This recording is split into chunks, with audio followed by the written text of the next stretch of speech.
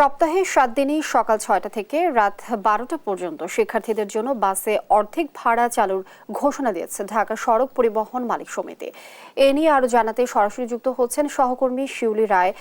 শিউলি, অর্ধেক ভাড়া চালুর যে ঘোষণা দিয়েছে ঢাকা সড়ক পরিবহন মালিক সমিতি, এই বাসে অর্ধেক ভাড়া নিয়ে আসলে শিক্ষার্থীরা কি বলছেন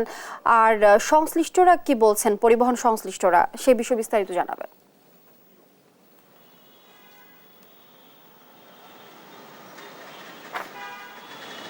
লিনিয়া, যেমনটি আপনি বলছিলেন যে সপ্তাহের ৭ দিনই যে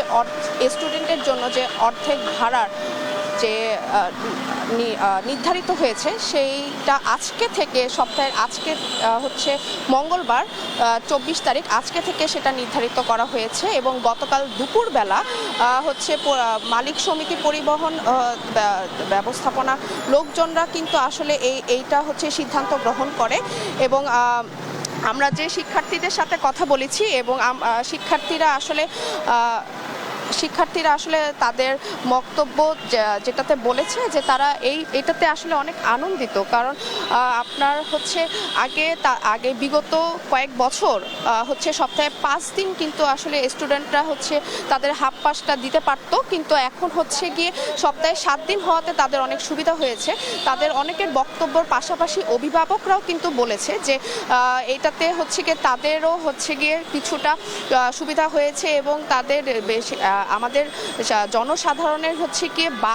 বাস যে পরিবহন সেটা কিন্তু একদম সাধারণ পরিবহন এবং সবাই এটাতে হচ্ছে গিয়ে যাতায়াত করে। তো তাদের এই অর্ধেক ভাড়া হওয়াতে তাদের হচ্ছে যে সুবিধা এবং পাশাপাশি হচ্ছে শিক্ষার্থীরা বক্তব্য অনুযায়ী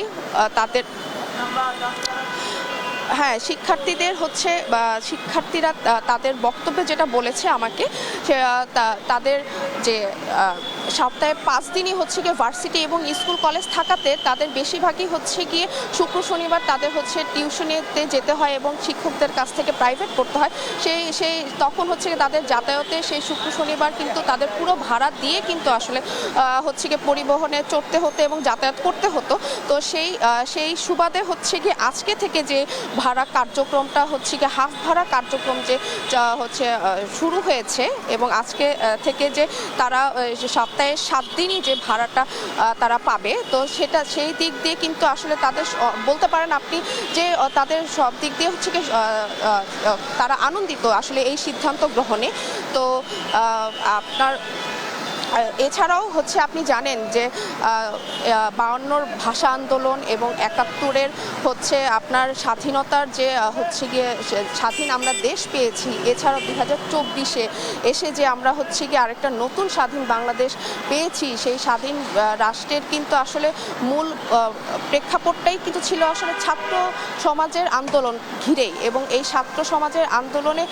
হচ্ছে গিয়ে তাদের যে ভূমিকাটা ছিল সেই ভূমিকাটা হচ্ছে গিয়ে কৃতজ্ঞতার সহিত হচ্ছে গিয়ে হচ্ছে মালিক সমিতির পক্ষরা এই ডিসিশনটা কিন্তু আসলে সিদ্ধান্তটা কিন্তু আসলে হচ্ছে গিয়ে তারা নেয় সপ্তাহে ৭ দিনই। তো এই ছিল আমার কাছ থেকে সর্বশেষ তথ্য, লিলিয়া, ফার্মগেট।